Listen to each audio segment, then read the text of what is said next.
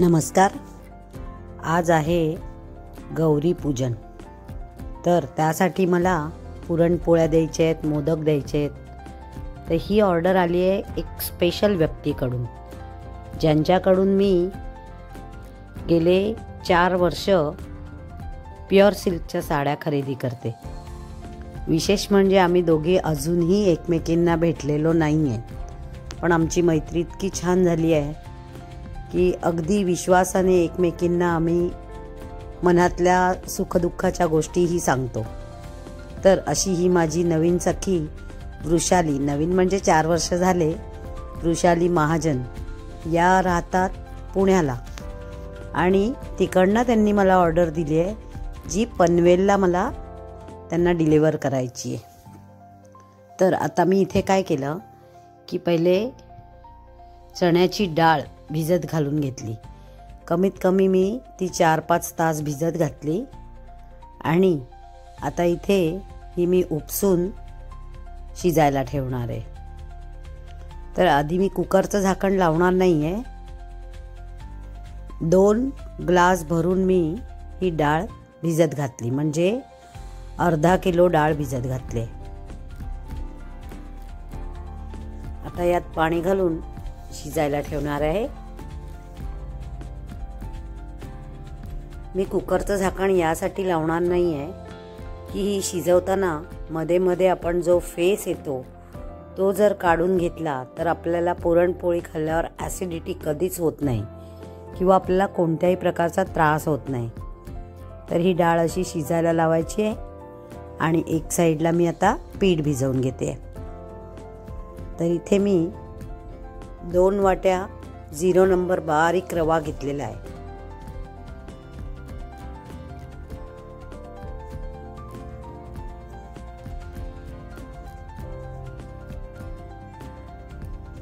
तर या 2 वाट्या बारीक रवा घेतलाय,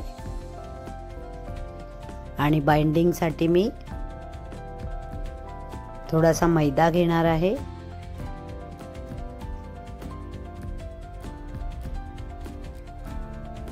हा अगदीच पाववाटी घेतलाय, आणि आता यामध्ये कणिक घ्यायची आहे.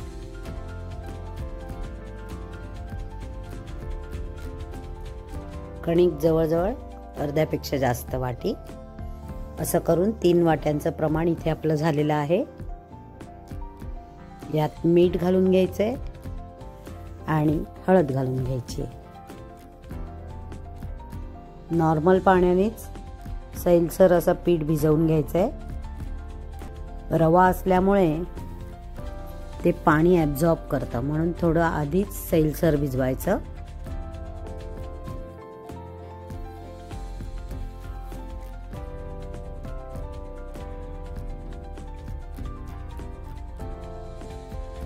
आपलं पुरण तयार होईपर्यंत पीठ इतकं छान भिजतं की आपण पोळ्या आरामात करू शकतो.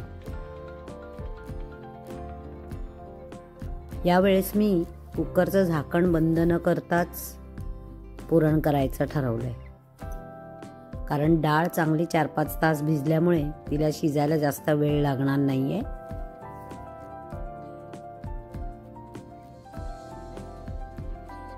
तर इथे मी हळूहळू करत थोडं थोडं पाणी घेऊन हे मी सगळं पीठ एकसारखं करून घेते.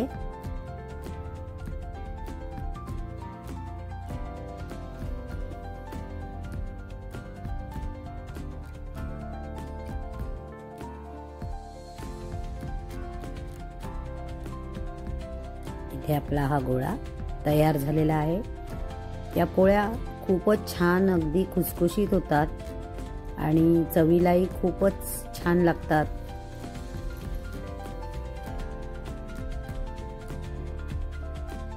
तुम्ही या प्रकारे नक्की करून बघा. या लाटायलाही खूप छान मिळतात, पण याचं प्रमाण मी सांगितल्याप्रमाणे अगदी घ्या.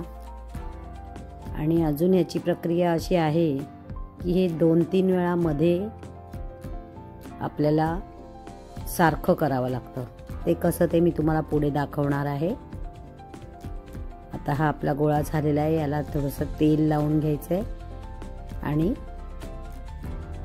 व्यवस्थित करून घ्यायचं आहे.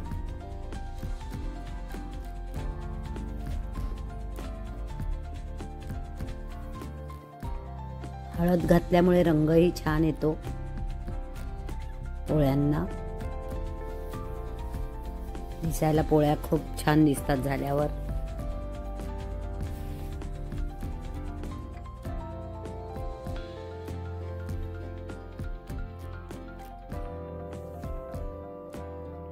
आता यामध्ये मी इथे तेल न घालता थोडा वेळ आधी झाकून ठेवलंय, अगदी 5-10 मिनिटासाठी, कारण ते पाणी ॲब्झॉर्ब करणार आहे. इथे आता हे मी डाळीवर आलेलं सगळं फेस काढून घेतेय, जेणेकरून आपल्याला ती पचायला हलकी जाईल. पण डायरेक्ट कुकरचं झाकण बंद केलं तर हे सगळं आतल्या आत आपल्याला पोटाला त्रासदायक आहे. इथे ही डाळ आता आपली ऑलमोस्ट शिजलेली आहे. तर आपण 2 ग्लास डाळ घेतली होती, त्या हिशोबाने इथे मी आता पाऊण ग्लास गूळ घेते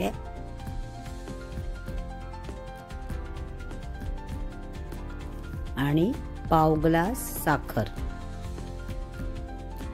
तर हे एका पेल्याचं प्रमाण आहे. असं आपल्याला पुन्हा एकदा करायचंय, म्हणजेच आपण 1.5 ग्लास गूळ आणि अर्धी वाटी साखर हे प्रमाण 2 ग्लासला होतं. लक्षात आलं का? एका ग्लासाचं प्रमाण आहे. 1 ग्लास डाळ जर तुम्ही भिजत घातली असेल तर त्याला पाऊण ग्लास गूळ आणि पाव ग्लास साखर या प्रमाणात गुळाचं प्रमाण घ्यायचं. अगदी परफेक्ट होतं ते.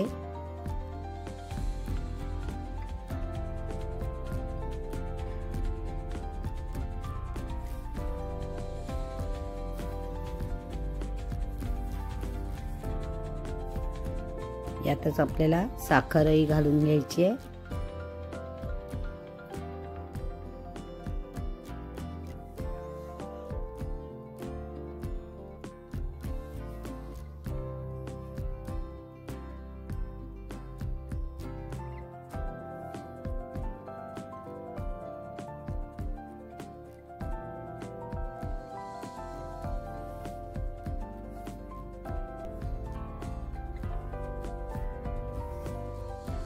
ही डाळ आपल्याला जितकी मोडता येईल ती मोडून घ्यायची कुकरमध्येच. गॅस चालूच आहे. मी इथे मोडून घेते, म्हणजे मग आपल्याला जेव्हा आपण गूळ घालतो तेव्हा जास्त मेहनत करावी लागत नाही.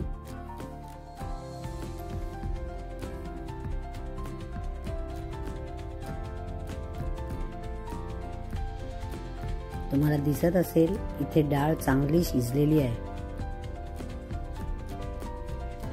ते पाणी काढून झाल्यानंतर, म्हणजे फेस काढून झाल्यानंतर तुम्हाला हवंय तर तुम्ही एखाद दुसरी शिटी करू शकता, तरी चालेल.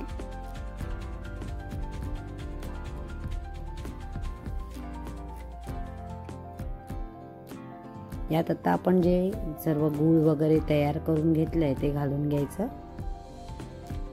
एकत्रच घालायचं सर्व.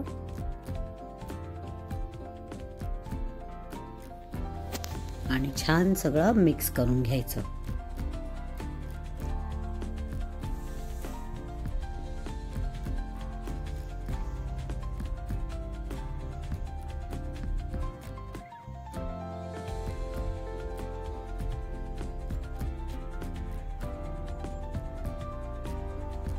पाणीही काढायची मला गरज लागली नाही. पाणी अगदी परफेक्ट त्याला झालं आणि डाळ छान शिजली.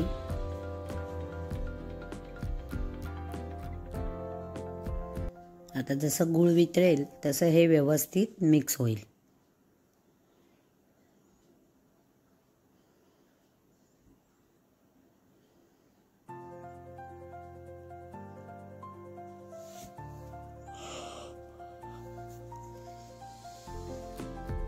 इथे मी आता हे पीठ एकदा चेक करते. तर हे असं आपटून त्याला नॉर्मल करायचं, म्हणजे जे रवा आहे आपला तो छान मऊ होतो. तसा बऱ्यापैकी झालेला आहे.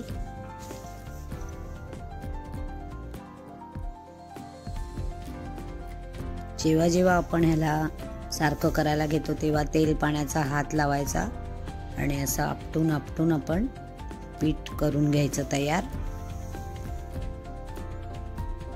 पोळ्या करेपर्यंत 3 ते 4 वेळा ही प्रक्रिया करायची, 15-20 मिनिटाच्या अंतराने. पीठ अगदी छान होतं आणि आपली पोळी खूपच सुंदर होते. इथे आता आपण पुरण बघूया. याच्यामध्ये मी जायफळ घालून घेते आणि वेलची पूडही घालायची आहे. थोडंसं अगदी चिमूटभर मीठही घालायचं आहे, म्हणजे मग चव चांगली एनहान्स होते.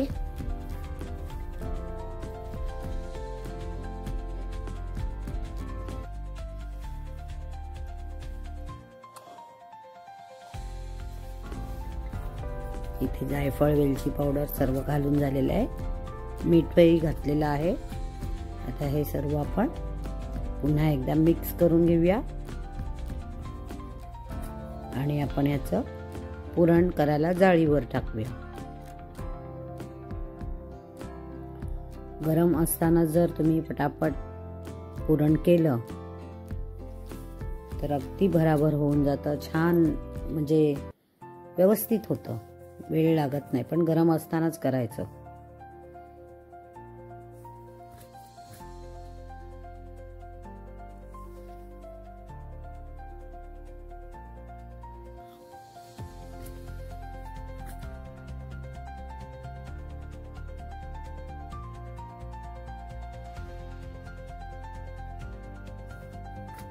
इथे मी जाळी तयार करून घेतली एका पातेल्यावर ठेवून आणि गरम गरम असं पुरण वाटून म्हणजे यातनं गाळून घेणार आहे. हे असं चमच्याने करायचं किंवा मॅशरने करायचं. मॅशरने जरा फास्ट काम होतं, किंवा थोडं कोमट झाल्यावर मिक्सरला लावलं तरीही चालेल.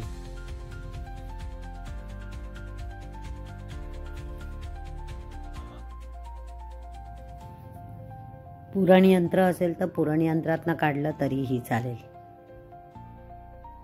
तर असं आपल्या इथे पुरण तयार होत आहे.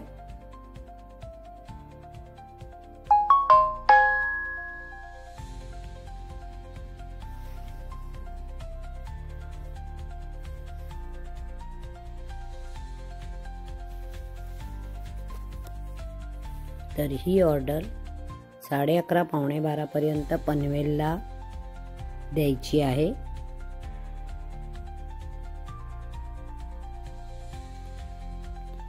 वृषालीचं सासर पनवेलला, म्हणजे पनवेलला त्यांचे सासू सासरे आहेत, तर तिथे त्या आज जाणार आहेत. आणि त्यांनी मला मोदक आणि पोळ्यांची ऑर्डर दिली आहे.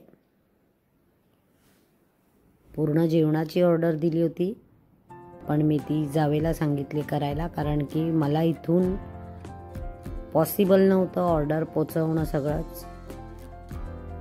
जर माझे मिस्टर घरी असते तर may be me he order अजिबात कोणाला दिली नसती. मला स्वतःलाच वृषालीला करून द्यायला, खायला घालायला आवडलं असतं. पण झालं असं की परेशना आज कामावर जावं लागलं आणि मग ऑर्डर घेऊन जाणार कोण हा प्रश्न होता.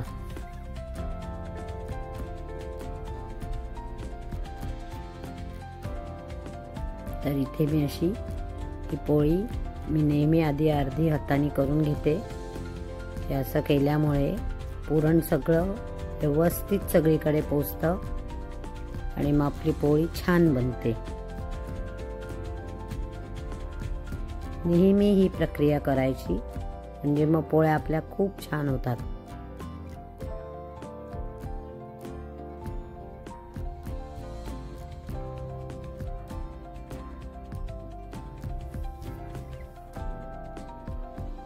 इथे मैदा किंवा तांदळाचं पीठ लाटायला घ्यायचं तांदळाच्या पिठाने खूप भरभर लाटल्या जातात, पण मग आपण ती पोळी झाडून घ्यायची, नाही तर सगळं पीठ पीठ तोंडात येतं.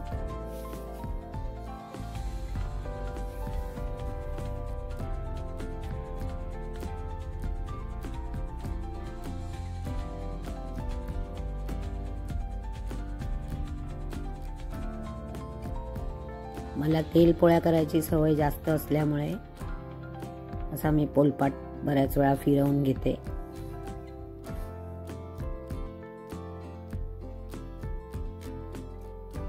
कारण ही रवा असल्यामुळे सारखी हाताळणं म्हणजे पोळी फुटू शकते, म्हणून ही अशा प्रकारे लाटायची.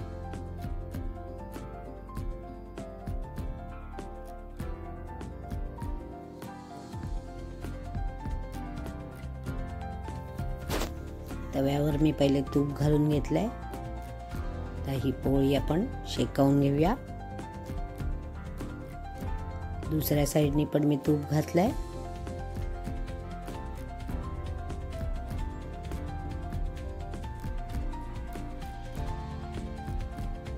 हे पहा, मस्त आपली खमंग पोळी तयार झाली आहे.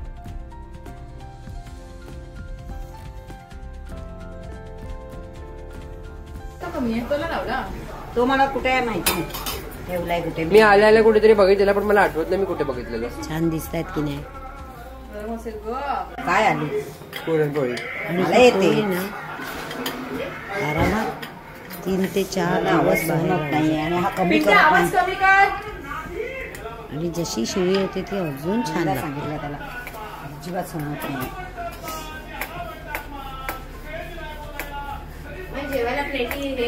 आम्ही घेते डिस्पोजेबल कशाला. हा घे घे घे, मावशी नाहीये.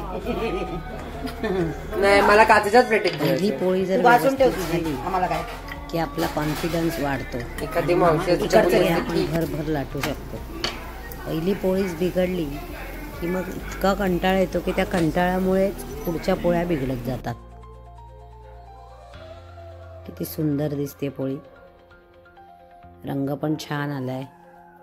रव्याच्या पोळीचं टेक्स्चरच वेगळं असतं.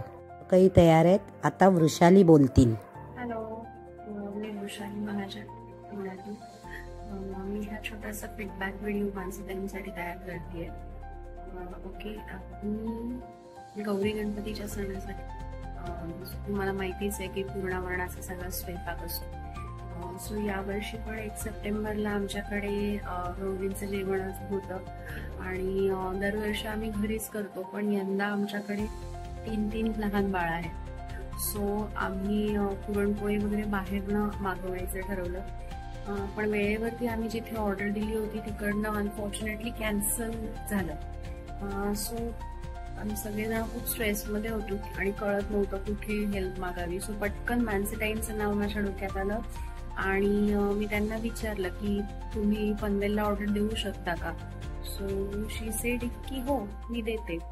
म्हणलं की मग पुरणपोळी मिळणार आहे मानसीताईंच्या हातची, तर मोदकाचं तर संधी सोडायलाच नको.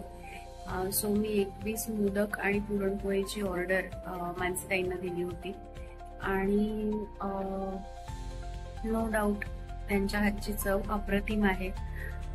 तुम्ही सगळ्यांनी नक्कीच ट्राय करा. हातवळणीचे अप्रतिम उकडीचे मोदक, केशर ड्रायफ्रूट मोदक मी मागवले होते. ते बघता बघता 15 मिनिटात अक्षरशः 21 मोदक संपले, आणि नंतर आमची झुंबड लागली होती की एक उरलाय की आता कोण संपवणार. सो नक्कीच तुम्ही ट्राय करा. त्यांच्या हातची चव आजही रेंगाळतीये माझ्या जिभेवरती.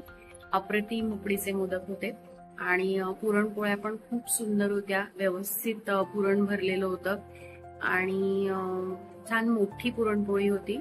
अजिबात तेलकट नाही. छान साजूक तूप वापरून त्यांनी ती पुरणपोळी केलेली होती. सो पुरणपोळ्या पण खूप सुंदर होत्या, आणि उकडीचे मोदक तर त्यांचा डाव्या हातचा खेळ आहे तो. सो नक्कीच तुम्ही ट्राय करा पुरणपोळी उकडीचे मोदक मानसीताईंच्या हातचे. So thank you so much. तुम्ही डोंबिवलीहून पनवेलला ती ऑर्डर वेळेमध्ये मला पोहोचवली. खूप खूप धन्यवाद. यावर्षी तर दिलीच ऑर्डर, नक्कीच पुढच्या वर्षी पण आम्ही तुमच्याचकडनं ही ऑर्डर घेऊ. थँक्यू. कसा वाटला आजचा व्हिडिओ बघायला? गणपतीचे माझे सगळे व्लॉग्स किंवा छोटे छोटे व्हिडिओ तुम्ही एन्जॉय करताय की नाही नक्की कळवा. आणि खूप दिवसापासून लोक म्हणाले की मोदक झाले, आता आम्हाला पुरणपोळ्या दाखवा. तर गौरींच्या प्रसादासाठी आज माझी ऑर्डर होतीच म्हणून मी तुम्हाला रव्याच्या पुरणपोळ्या करून दाखवल्या. तर आता मला एका म्हणजे फॉलोअरनी मला सांगितलंय की ताई तुम्ही आम्हाला गव्हाच्या पिठाच्या करून दाखवा, मैद्याच्या करून दाखवा. तर मी आता पुरणपोळ्यांचे ट्युटोरियल पण चालू करीन. पहिले मी मोदकाचं कंप्लीट करून घेतलेलं आहे. ऑलमोस्ट आपले 1 ते 13 ट्युटोरियल झालेले आहेत आणि काही शॉर्ट्स वगैरे करून 20-25 व्हिडिओज आपले नुसते मोदकांचे झालेले आहेत. तर आता आपण पुरणपोळीवर काम करूया. आणि आज आता मी गौरीला जाऊन आले जस्ट. आवाज अक्षरशः बसलेला आहे कारण गणपतीमध्ये तुम्ही जर आमचे व्लॉग बघाल आरत्यांचे, विसर्जनाचे वगैरे, तर खूप धम्माल केली, नाचलो, ओरडलो, गाणी म्हटली, आरत्या म्हटल्या, त्यामुळे आवाजाचं फार वाट लागलेली आहे. तर तुम्हाला अगदी आमचे व्लॉग्स कसे वाटतायत आणि गणपती तुम्ही पण सगळ्यांनी एन्जॉय केलं का? पुन्हा सगळ्या म्हणजे ज्या ज्या गणेश भक्तांना पुरणपोळ्याही बघायच्या होत्या, मोदक काम केलं होतं. मला खरं तर ना खूप व्हिडिओज म्हणजे मला खूप फोन आले आणि लोकांनी मला सांगितलं की थँक्यू ताई, तुमचे व्हिडिओज बघून आम्हाला गणपतीमध्ये खूप सर्व मोदक करायला इझी केलं. त्यामुळे मला इतका आनंद झाला की माझे सगळे फॉलोअर्स इतके खुश होते आणि त्यांचा आनंद बघून माझा आनंद द्विगुणित झालेला आहे. तसंच आता आपण काम करणार आहोत पुरणपोळ्यांवर. म्हणजे कसं होईल की आता गौरीपासून आपण पुरणपोळ्यांचं काम चालू केलं की नवरात्रीपर्यंत आपल्याला त्याचा यूज होईल. तर जसं जसं एक एक सण येतो तसं तसं आपण एक एक पदार्थ जो त्यावेळेला अनुसरून असेल तो करत जाऊया. चला तर मग भेटूया पुढच्या भागात. तोपर्यंत मी इथेच थांबते, तुमची सगळ्यांची रजा घेते. आणि लाईक, शेअर, सबस्क्राईब करायला विसरू नका. आणि कशी दिसतेय मी? चला तर मग भेटूया. धन्यवाद.